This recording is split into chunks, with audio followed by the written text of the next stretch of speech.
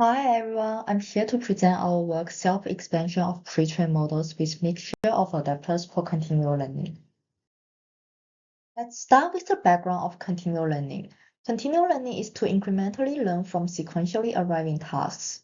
It aims to learn information from new incoming tasks while preventing forgetting of old knowledge. Recently, pre-trained models have gained interest in continual learning with their stable representation.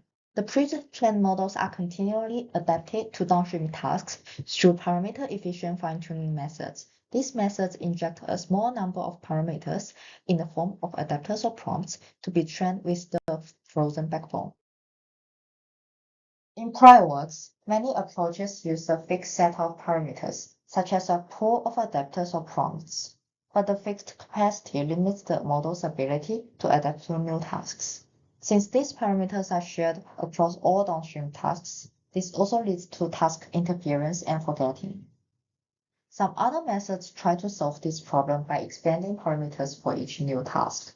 However, they then face the problem of linearly growing model size and constrained knowledge sharing and reuse. To solve these problems, we propose SEMA. SEMA automatically decides when and where to add adapter modules. It performs on-demand expansion only if significant distribution shifts are detected at representation levels. It enables knowledge transfer and reuse with soft mixture of adapters. How do we achieve this?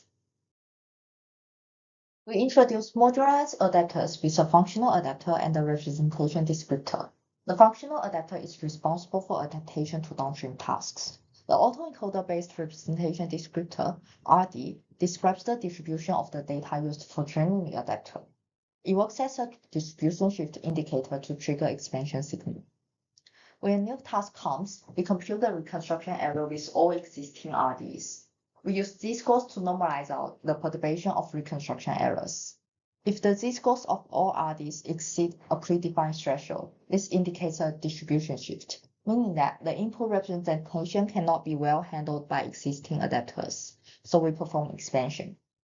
On the other hand, if at least one RD produces a z-score below the threshold, it means no significant shift is detected, and the task will reuse existing adapters without expansion.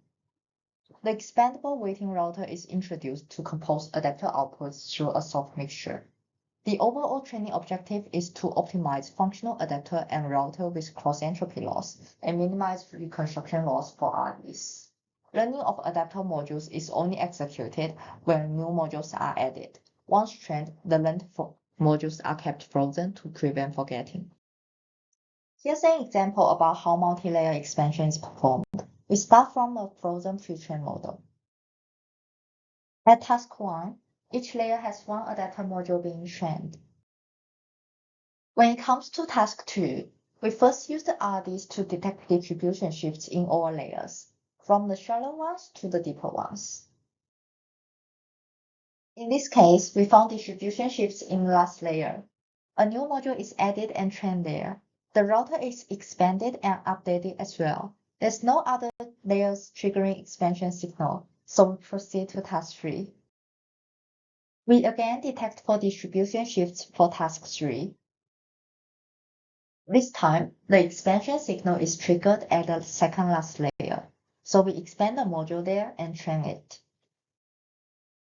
Then we continue the detection process for later layers, which is the last one. This time, we also found distribution shifts in the last layer, so again, expansion is performed.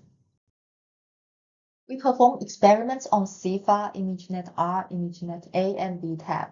This table shows that SEMA obtains outstanding performance across datasets with different levels of distribution shifts. This is a visualization of expansion process and adapter usage on VTab. Every time a new task arrives, we compute the reconstruction errors of the existing RDs to detect novelty. If all of the previous RDs produce significantly high reconstruction errors, as we can see in task 2 and 3, expansion is triggered. For task 4 and 5, reconstruction errors produced by existing RDs are relatively low. This indicates there's no significant distribution shift, so no expansion is performed. Here we can also see that for the first 3 tasks that triggered expansion, they mainly use the adapter they trained with.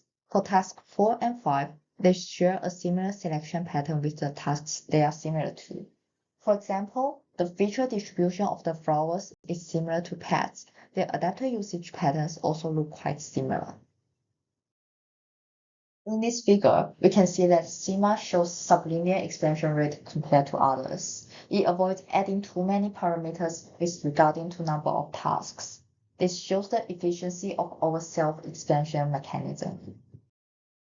Thank you for watching.